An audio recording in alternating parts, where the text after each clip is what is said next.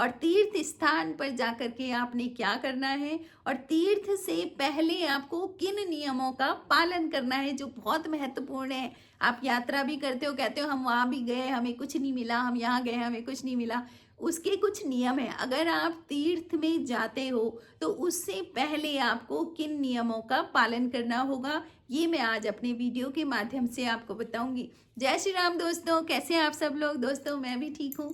दोस्तों रोज की तरह यदि आपको मेरा वीडियो पसंद आएगा तो मेरे चैनल को सब्सक्राइब करें, मेरे वीडियो को लाइक करें, कमेंट करें, शेयर करें। अच्छी जानकारी स्प्रेड होनी चाहिए। और दोस्तों कमेंट में जय श्री राम लिखें क्योंकि राम हमारी ऊर्जा है।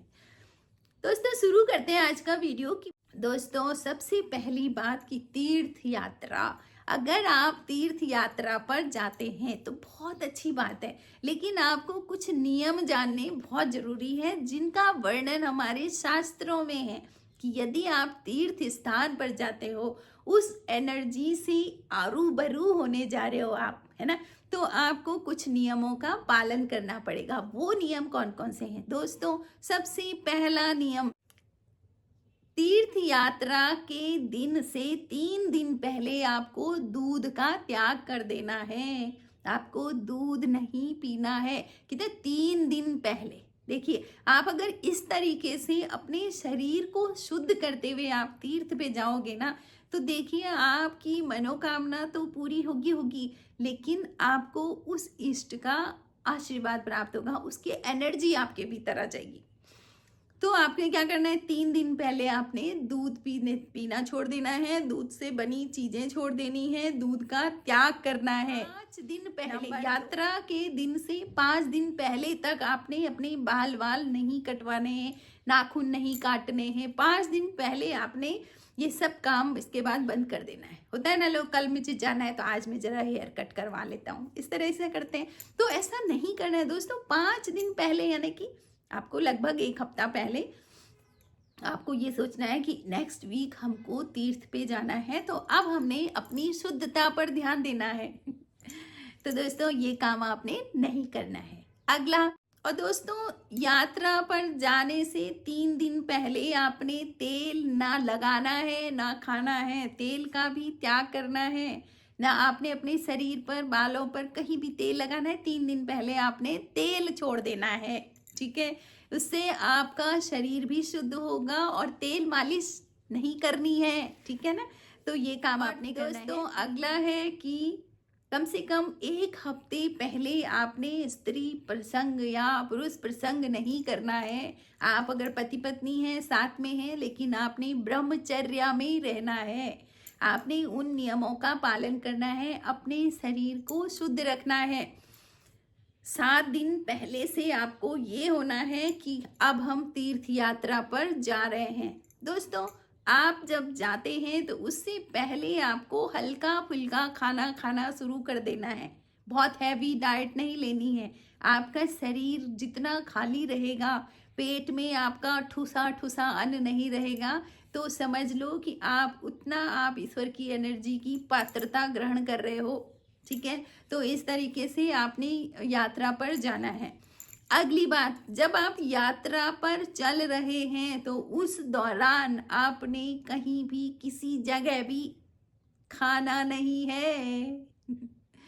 दोस्तों याद रखें, जब तक आप मंदिर में नहीं पहुंच गए ना, तब तक आपको कुछ नहीं खाना है। अगर आपकी यात्रा में 2-3 दिन लगते हैं तो आप कहोगे जी 2-3 दिन तक हम कैसे भूखे रहें। तो इसका उपाय है दोस्तों, इसका उपाय ये है कि आप एक वो बनता है ना, सत्तू बोलते हैं उसको, आप कई सारे अनाजों से मिला करके, चने वगैरह भून भान के उसको पीस के सत्तू बना दें और उसमें शक्कर मिला दें, गुड़ मिला दें। वो सत्तू बना करके साथ में ले जाएं।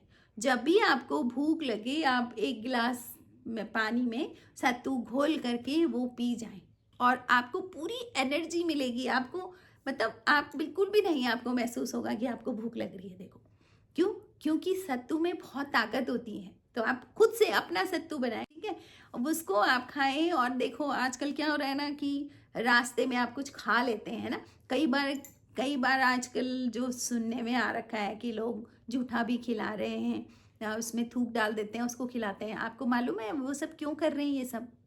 वो इसलिए कर रहे हैं कि आपकी कभी भी उन्नति ना हो, आप अपने इष्ट तक ना पहुंच पाए, ठीक है ना। वो आपको अशुद्ध कर रहे हैं, क्योंकि शुद्धता होगी तो आप आगे बढ़ोगे ना। वो तो विधर्मी तो नहीं चाहते ना कि आप आगे बढ़ें, तो वो आपको अशुद्ध कर रहे हैं। अब इसमें आप ही को ध्यान रखना है कि शुद्धता का ध्यान रखना है। किसी का थूका हुआ क्यों खाएं हम, ठीक है, गंदगी भी क्यों खाएं। और जब आप तीर्थ से घर आ रहे हैं तो आप वहां पर, आप घर आते समय आप खा सकते हैं रास्ते में, लेकिन जब तक आप जा रहे हैं उनसे मिलने, शुद्धता रखें, बिल्कुल अपने शरीर की शुद्धता रखें। अब आती है बात कि जब मंत्र जाप का तीर्थ यात्रा से क्या संबंध है। तो दोस्तों, जब भी आप तीर्थ भ्रमण के लिए जाते हैं तो आप पूरे रास्ते भर बस उसका ध्यान करते हुए जाएं, मंत्र का जाप करते हुए जाएं। मंत्र जाप करते, आपकी माला है ना, उसको उसको गोमुखी के अंदर रख के आप माला जप करते हुए जाएं। बिल्कुल ध्यान नहीं भटकना चाहिए कि संसार में नहीं, आप जा रहे हो ना यात्रा के लिए, तो आपको ध्यान आपका बिल्कुल अपने इष्ट पर होना चाहिए, अपने मंत्र जाप पर होना चाहिए। और अगली बार जब भी आप यात्रा के लिए कहीं जाते हो तो आप अपने पूजा घर में बैठी हुई कुल देवी कुल देवता से जरूर परमिशन लो। आप उनको बता के जाएं, ठीक है, तो उनकी परमिशन से आप यात्रा पर जाएं। क्यों?